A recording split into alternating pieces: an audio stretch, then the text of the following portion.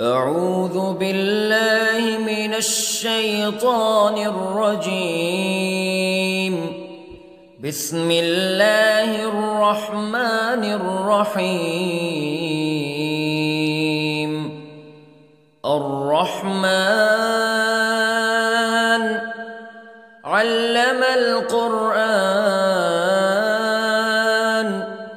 خلق الإنسان علمه البيان. الشمس والقمر بحسبان والنجم والشجر يسجدان والسماء رفعها ووضع الميزان ألا تطغوا في الميزان وأقيموا الوزن بالقسط ولا تخسروا الميزان. والأرض وضعها للأنام فيها فاكهة والنخل ذات الأكمام والحب ذو العصف والريحان فبأي آلاء ربكما تكذبان. خلق الإنسان من صلصال كالفخار وخلق الجان من مارج من نار فبأي آلاء ربكما تكذبان. رب المشرقين ورب المغربين فبأي آلاء ربكما تكذبان. مرج البحرين يلتقيان بينهما برزخ لا يبغيان فبأي آلاء ربكما تكذبان. يخرج منهما اللؤلؤ والمرجان فبأي آلاء ربكما تكذبان. وله الجوار المنشآت في البحر كالأعلام فبأي آلاء ربكما تكذبان. كل من عليها فان ويبقى وجه ربك ذو الجلال والإكرام فبأي آلاء ربكما تكذبان.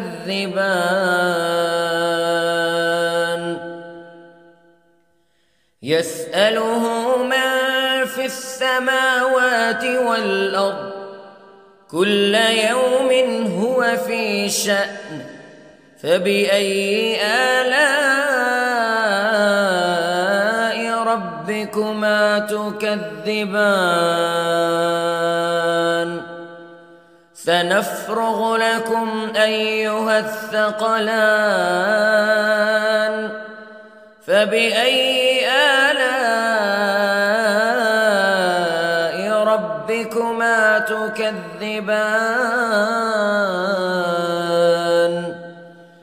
يا معشر الجن والإنس استطعتم أن تنفذوا من أقطار السماوات والأرض فانفذوا لا تنفذون إلا بسلطان فبأي آلاء ربكما تكذبان يرسل عليكما شواظ من نار ونحاس فلا تنتصران فبأي آلاء ربكما تكذبان فإذا انشقت السماء فكانت وردة كالدهان فبأي آلاء ربكما تكذبان فيومئذ لا يسأل عن ذنبه إنس ولا جان فبأي آلاء ربكما تكذبان يعرف المجرمون بسيماهم فيؤخذ بالنواصي والأقدام فبأي آلاء ربكما تكذبان هذه جهنم التي يكذب بها المجرمون يطوفون بينها وبين حميم آن فبأي آلاء ربكما تكذبان ولمن خاف مقام ربه جنتان فبأي آلاء ربكما تكذبان ذواتا أفنان فبأي آلاء ربكما تكذبان فيهما عينان تجريان فبأي آلاء ربكما تكذبان فيهما من كل فاكهة زوجان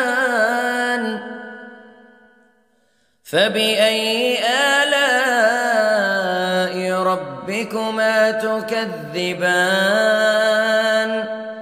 متكئين على فرش بطائنها من استبرق وجنى الجنتين دان فبأي آلاء